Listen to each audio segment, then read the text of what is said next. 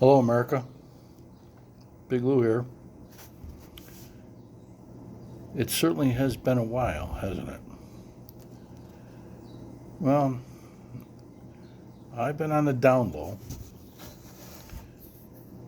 in dealing with some of our current events like the coronavirus and most recently our issues over the death, the unnecessary killing of a young man in Minneapolis. And I've kind of been holding back. And the reason I'm holding back is because I don't want to say something that I'd be sorry for later on. And because of the events that have gone on, it's really easy to get emotional about the way people act. So I thought I'd give it a rest, try to contemplate all the aspects of all the issues that I could,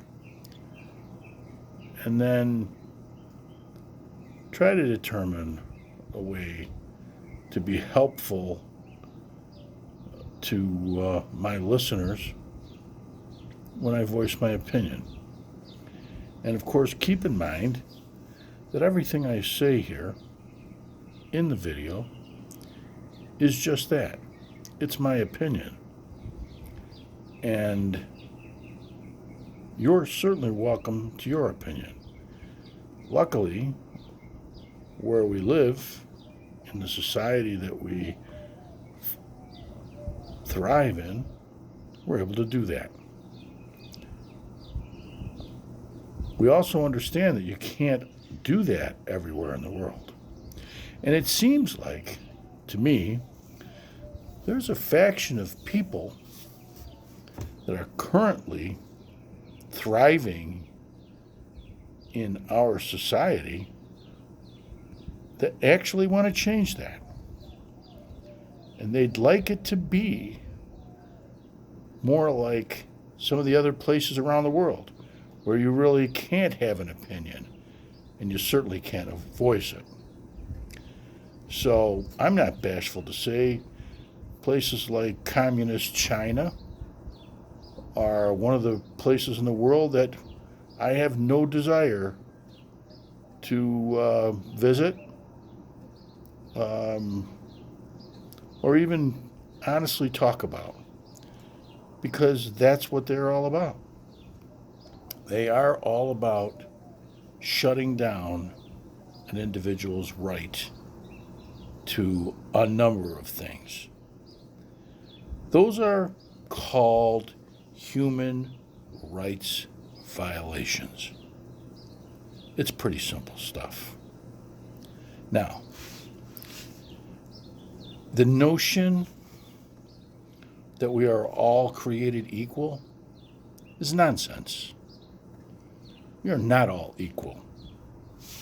We never have been.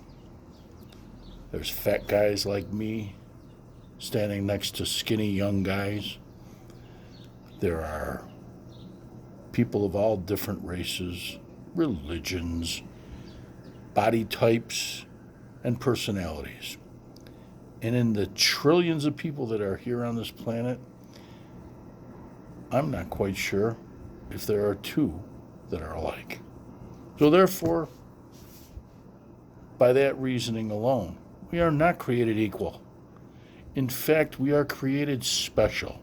Now, in the eyes of God, perhaps we are all equal. But none of us can judge on that basis. So I would like to say, we are not all equal. Not in the world, not in the United States. But we are all special. And by being special, you all have the opportunity to decide how special you want to be. Now, I can tell you this, coming from an old guy who grew up in a different time, if I'm walking down the street and I see a person who I don't know, and they pass me by, and they look at me and they say, "How you doing?" I know instinctively he doesn't really care how I'm doing. What he's really saying is, "Hello," or however the individual would greet him in whatever language they use. But in just passing, he doesn't really want to know how I am. And so I don't feel obligated to tell him that. I can respond by saying, I can say good, or more typically what I would say is, "Hey, how you doing?" That's it. Now, this is where we run into some problems. Today, there are people out there who actually think the other people care about how they're doing.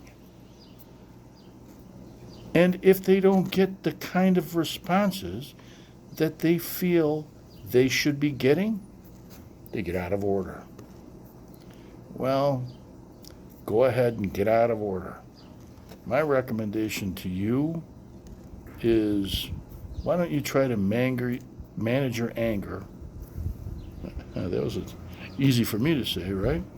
I was going to go manger your management, but anyway, I think that yes, you should manage your anger and also manage your expectations.